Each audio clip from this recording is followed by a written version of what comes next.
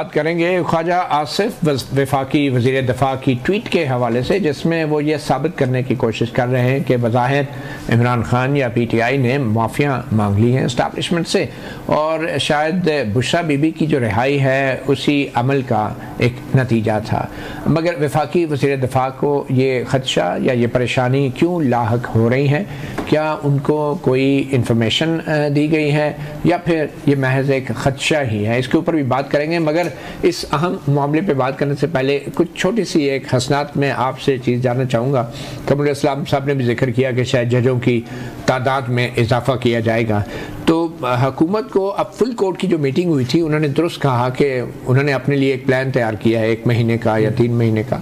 तो उसके बाद तो फिर वो अगर ये शो कर रहे हैं कि हमारे पास जजेस नहीं है और हमारे पास 60,000 मुकदमात हैं, तो फिर तो हुकूमत के पास जवाज़ तो बनता है ना कि जजों की तादाद में इजाफा किया जाए। तो आपके ख्याल में ये जजेस की तैनाती जो है ये क्या हुकूमत की जो जुडिशल कमीशन में अक्सरियत है उसके हिसाब से होगी, और किस किस्म के जजेस लाए जाएंगे? हाई कोर्ट से लाए जाएंगे, बराह रास्त भी लाए जा सकते हैं, और क्या जो नए जजेस आएंगे क्या इनके लिए हुकूमत ये कह सकती है कि इनको फिर आईनी बेंच पे बिठा दिया जाए? देखिए, आज के इलेक्शन के बाद हुकूमत की पोजीशन मजबूत हुई है और अब इनकी बारगानिंग पोजीशन खासकर जुडिशल कमीशन में वो भी बड़ी है, मजबूत हुई है। वैसे इतलात ये हैं कि जो प्रिजाइडिंग जज है कॉन्स्टिट्यूशन बेंच का, वो हुकूमत में भी ये कॉन्स्टिट्यूशन बेंच वो या अफरीदी साहब ही हों, चीफ जस्टिस हो कि ये नहीं कि फिर पहले दिन ही हम चीफ जस्टिस हम कहेंगे जी 4थे नंबर के जो हैं वो जज हमें चाहिए, तो वो फोरम शॉपिंग और मुनासिब नहीं। जजेस की तादाद के हवाले से इतलात ये हैं कि जी कहा जा रहा है कि हर सूबे से 2-2 जज लेने। या एक सेकंड, जो प्रिजाइडिंग जज अगर चीफ जस्टिस या अफरीदी होंगे तो इसका मतलब यह है कि जस्टिस अमीनुद्दीन खान भी फिर जुडिशल कमीशन में शामिल हो जाएंगे? देखें, वो जुडिशल कमीशन के तो हिस्सा है ना, वो होंगे। नहीं, एक जज नीचे से और भी आना है। 5 बिल्कुल 5 हो जाएंगे, तो अमीनुद्दीन खान ही जी वो होंगे। और फिर ये है कि हर सूबे से कॉन्स्टिट्यूशन बेंच अब या अफरीदी साहब अगर खैबर पख्तूनख्वा से हैं तो पंजाब से क्या मंसूर अली शाह होंगे या अमीनुद्दीन खान साहब होंगे, ये बड़ा इंपॉर्टेंट है। फिर सिंध से जैसे मोहम्मद अली मगर होंगे या जैसे मुनीब अख्तर होंगे। अगर जैसे अमीनुद्दीन खान भी जो है कॉन्स्टिट्यूशन बेंच का हिस्सा हो जाएंगे जी, तो फिर 3 जजेस सुप्रीम कोर्ट के उसके अलावा भी रहेंगे, क्योंकि चीफ जस्टिस भी कॉन्स्टिट्यूशन बेंच और फिर अमीनुद्दीन खान भी कॉन्स्टिट्यूशन बेंच। जी नहीं, वो कॉन्स्टिट्यूशन हेड के लिए कॉन्स्टिट्यूशन बेंच जो है वो फिर अलग बनाना है और हर सूबे से एक जज लेना है। तो मेरा ख्याल है कि अब क्योंकि चीफ ये शायद इसलिए भी जरूरी है कि सुप्रीम कोर्ट की जो प्रैक्टिस एंड प्रोसीजर की जजेस कमेटी है 3 जजेस की, उसकी सरबराही भी चीफ जस्टिस करेंगे, और आईनी बेंच की जो कमेटी है जजेस की उसकी सरबराही वो करेंगे, ताकि कोई कन्फ्रंटेशन ना हो। ये है कि अब क्या सूरत हाल है, क्योंकि ये अमूमन अब आज जैसे मैंने बताया कि जो पोजीशन है और हुकूमत का बज़ाहिर ये लग रहा है कि आप देखें तो एक ही एजेंडा है, और वो ये है कि अल्दिया के अंदर रिफॉर्म करनी है। रिफॉर्म ऐसी करनी है। नए जजेस कौन से आपके ख्याल में हुकूमत लाने की कोशिश करेगी? ये हर सूबे से 2-2 जज होंगे। अब देख रहे हैं कि डायरेक्ट अपॉइंटमेंट भी तो करने का भी है चांस, लेकिन मेरा नहीं ख्याल को वकील हो, क्योंकि उससे फिर हाई कोर्ट में एक बड़ी रिजेंटमेंट होती है कि हमें क्यों नहीं जो कंसिडर किया जा रहा। आमिर फारूक साहब का चांस भी हो सकता है इस्लामाबाद हाई कोर्ट से, लाहौर हाई कोर्ट की चीफ जस्टिस वो उनका नाम भी है, पेशावर से भी।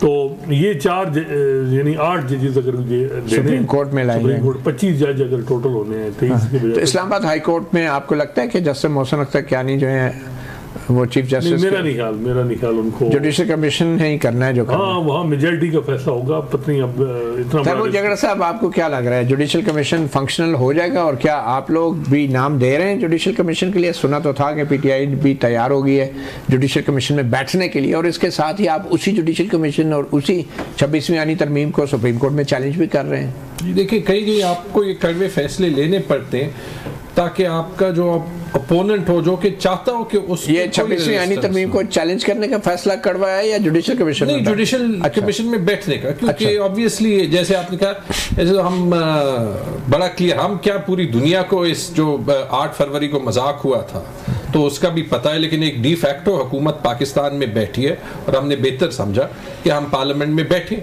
जब ना बैठे तो उसके बाद कौन से इन्होंने 270 दिन में बाय इलेक्शंस करा दिए, आधी पार्लियामेंट चल रही थी, अभी भी सेनेट बगैर केपी के इलेक्शंस की चल रही है। तो मेरे ख्याल में ये फैसला तो इसलिए लिया। जो आपने सवाल किए मुझे वैसे बड़ा इंटरेस्टिंग लगता है। I think if we call a spade, अगर साफ बात करें तो देखें ये 27वीं 28वीं 29वीं ये बार बार इनको आना पड़ेगा और प्रॉब्ली एंड में इनको या जो बेंच फिक्सिंग कमेटी है उसमें जो है मेरे ख्याल में मेरी डायरेक्ट सजेशन है इसके बजाय जो है वो इख्तियार आसिफ जरदारी, शहबाज शरीफ और मोहसिन नकवी को दे दें ताकि डायरेक्टली आप जो है आपके ख्याल में अभी उनके पास इख्तियार नहीं होगा? नहीं, अभी ऑब्वियसली रुकावटें हैं, वरना ये क्या है practice and procedure judicial commission में मेजॉरिटी है वो तो इन्हीं के पास है। देखें ऑब्वियसली वो नर्वस तो फील कर रहे हैं ना, क्योंकि इशू ये है कि जो इलेक्शन में हुआ है, जो रिजर्व सीट्स के साथ हुआ है, जो 26वीं आईनी तरमीम में अनप्रेसिडेंटेड है। मैंने अगेन वकीलों से बात की, आप दोनों जो हैं वो बड़े सीनियर कोर्ट रिपोर्टर्स हैं। चले ये भी मान लिया कि अगर हमारा सिस्टम क्लीन हो के पार्लियामेंट्री अप्रूवल होती है जजेस की या पार्लियामेंट का जो है वो जजेस के सिलेक्शन में वो होता है। जब आपने कहा कि सुप्रीम कोर्ट के बेंच या बेंचेस पे कौन से जजेस बैठेंगे, ये पार्लियामेंट या वो पार्लियामेंट्री कमेटी जहां पे उनकी क्लियर मेजॉरिटी है गवर्नमेंट की, वो फैसला करेंगे। तो दुनिया में एक मिसाल दे दें कि हुकूमत जो है वो बेंचेस डिसाइड करती है उन्हीं आईनी केसेस। नहीं, हुकूमत नहीं है, पार्लियामेंट कर रही है। सर पार्लियामेंट में आपको अभी आप खुद हंस रहे थे कि हुकूमत की मेजॉरिटी है ना। देखिए 4 पार्लियामेंटेरियंस हैं, अटॉर्नी जनरल है, लॉ मिनिस्टर है। अब लॉ मिनिस्टर का बेंच फिक्सेशन में मुझे बता दें, दुनिया में एक मिसाल दे दें तो आप बता दें कि ऐसे 26वीं अभी आपने याया अफरीदी को और ये भी वो एनॉमलीज इतनी है उसमें। हसनात ने ठीक कहा, ये मेरे ख्याल में याया अफरीदी को कभी ना डालते जो है वो कॉन्स्टिट्यूशनल बेंच में, बल्कि राना सनाउल्लाह ने तो डिक्री कर दिया था। इशू ये है कि केपी के सिर्फ 2 जजेस हैं, याया अफरीदी और मुसरत हिलाली, तो मेरे ख्याल में दोनों को डालना होगा। इसी तरह बलोचिस्तान के 2 जजेस हैं, तो वो 2 भी जो है वो आने होंगे। और इसलिए मेरे ख्याल में ये एडिशनल जजेस की अपॉइंटमेंट जरूरी हो गई है, क्योंकि अगर आपने जज पिकिंग करनी है तो फिर आपको मजीद जजेस चाहिए इन छोटे सूबों से। चलें अस्यूम कर लें कि अगर आप जुडिशल कमीशन के मेंबर आपको नॉमिनेट कर दिया जाता है मिसाल के तौर पे, तो आप जो है हाई कोर्टों में से कौन से जज को ऊपर लाने को तरजीह देंगे? कोई एक आध नाम आप बता सकते? नहीं, मेरा काम नहीं है। मैं एक बात जो है वैसे एज अ मेंबर तो आपको राय देनी पड़ेगी ना, तो अगर मैं कौन डिजर्व करता है? देखिए मैं आपको एक जो है वो 1-2 बातें कहता हूँ जो अच्छे प्रिंसिपल्स हैं। आप जज का नाम बताएं सर, प्रिंसिपल तो सबको आप बताएं, आपके नजदीक कौन सा जज सुप्रीम कोर्ट में आना चाहिए? आप पेशावर हाई कोर्ट की बात कर। मेरे ख्याल में नहीं, मुझे अब वहां पे मेरे केसेस चल रहे हैं, मुनासिब तो बिल्कुल भी नहीं होगा मेरे ख्याल में। अगर आप कमीशन में बैठे होंगे तो भी आप खामोश नहीं। अगर मैं कमीशन में देखें, जब 25,000 वाला 1500 वोट वाले से हार जाता है तो वो कमीशन में तब भी नहीं बैठ सकता। बाबर सत्तार साहब एक बड़ी अच्छी एग्जाम्पल है। ठीक है, हमने मुखालफत की, इन प्रिंसिपल उनको एंटी पीटीआई होना चाहिए था। He stood for justice, he did not see कि किसने मेरी मुखालफत की है या नहीं की। हमें इंडिपेंडेंट जजेस इसलिए चाहिए क्योंकि एक निजाम तभी चलता है जब मुख्तलिफ इदारे उनको बेशक किसी और इदारे ये जो आपने कहा ना कि आपके केसेस चल रहे हैं पेशावर हाई कोर्ट में, ठीक है, तो इसी तरह बहुत से पीटीआई के जो अरकान असम्बली हैं या सेनेट हैं उनके भी मुकदमात हाई कोर्टों में फंसे होंगे। तो जब वो जुडिशल कमीशन में बैठेंगे तो क्या वो नाम नहीं लेंगे जजेस का कि इनको ऊपर लें इनको नीचे लें? तो मैं तो एग्री करता हूँ, इसलिए तो मैं कह रहा हूँ कि आइडियली ये होनी नहीं चाहिए। नहीं, पाकिस्तान जैसे सिस्टम अगर ये आईनी जिम्मेदारी है अगर आप बैठे हो कमीशन में तो आप अपनी एक बात ऐड कर दूं मतियुल्लाह साहब जी। देखिए ये प्रिंसिपल है कि पार्लियामेंट्री इनपुट है। जब आपके पार्लियामेंटेरियंस जो हैं वो गायब होंगे, पार्लियामेंट पे जो है वो लाइटें बंद करके लोग हमला करेंगे, उसके बाद जो है वो 11 पार्लियामेंटेरियंस गायब होंगे, उसके बाद आपने पार्लियामेंट पे लोगों की जो ऑटोनॉमी की कॉन्फिडेंस है वो खत्म कर दी। इसलिए तो फिर हम सीनियरिटी प्रिंसिपल पे आ जाते हैं ना, क्योंकि हम खुद ही साबित कर देते हैं कि हम डिस्क्रेशन जो है वो इस मुल्क में किसी को दे नहीं सकते।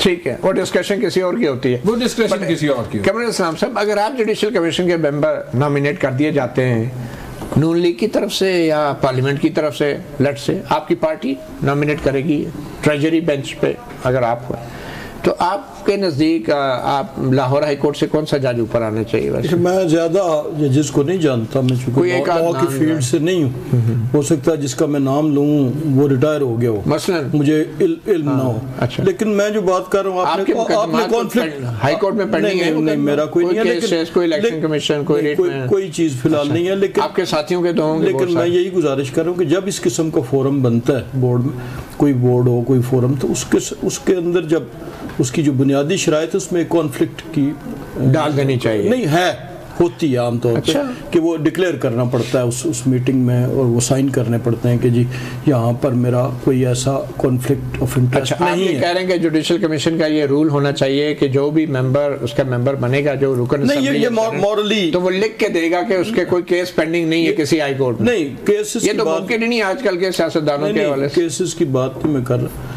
मैं ये कह रहा हूँ कि ये एक मॉरली एक रिस्पॉन्सिबिलिटी होती है, होनी चाहिए कि जहाँ पे अगर मैं किसी जगह पब्लिक सर्विस कमीशन में एज मेंबर बैठा हूँ और इंटरव्यू लेने वालों में मेरे को फर्स्ट ब्लड रिलेटिव है, तो मैं डिक्लेयर करूँ।